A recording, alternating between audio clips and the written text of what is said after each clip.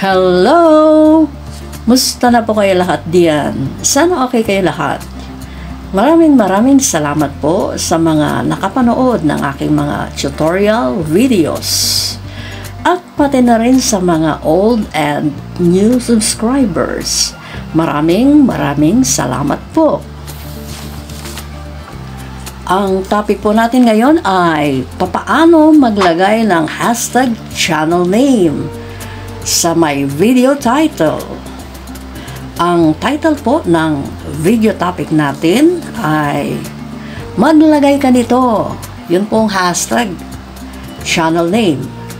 Makakatulong sa views mo. Ituturo po sa video na ito ano ang pakinabang o benepisyo ng hashtag sa may video title. At ituturo din po paano maglagay ng hashtag ng YouTube channel name nyo dahil sa limited ang characters sa my video title. Saglit lang po, introduce ko lang ang aking channel. LS Lenny Soria, ang aking YouTube channel, tutorials and guides, YouTube Tagalog guides ang aking mga videos. Benepisyo o benefits ng hashtag channel name pagkatapos ng video title. Halimbawa, pag nanonood yung mga viewers ng videos, mas madaling makita at maklik ng viewers yan. Pag naklik, makikita lahat ng uploaded videos, makakapili ng gustong topics. Chances are, magkakaroon ng maraming views or viewers and subscribers. Paano at saan ilalagay ang hashtag channel name? Ilalagay po ang hashtag channel name pagkatapos ng video title.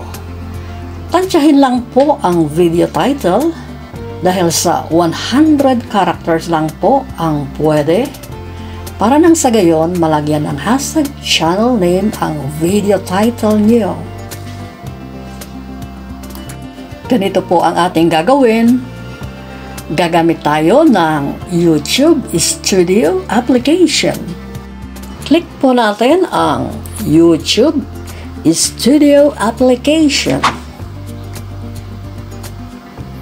Then, punta tayo sa content. Click natin. Content. Then, mag-a-appear po yung lahat ng uploaded videos. Magpipili po tayo ng isang video na gagawin nating example sa ating topic ngayon. Ito po yung ating napili. Click natin. And then, ito po yung kabuuan ng title.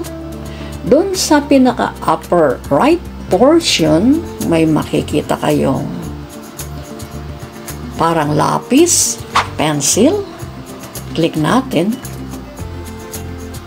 Ito po yung pinaka-title. So, below 100 characters po yung title ng video na ginamit nating example. Pwede siyang lagyan ng hashtag YouTube channel name. Dito sa pinakadulo ng title, maglalagay lang po tayo ng isang space dyan. Then, ita-type na natin or ilalagay na natin yung hashtag YouTube channel name nyo. Or, gawin natin example yung akin. Hashtag LS Lenny Soria.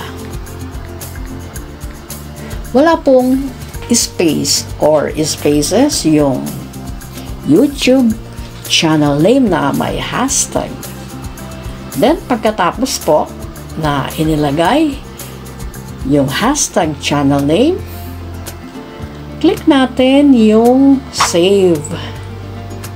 Yan po.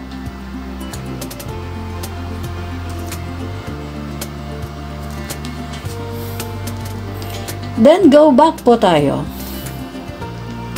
Punta naman tayo sa ating YouTube application. Click natin para makita natin yung nilagay nating hashtag channel name. Ito po yung ating ginamit na example kanina na video.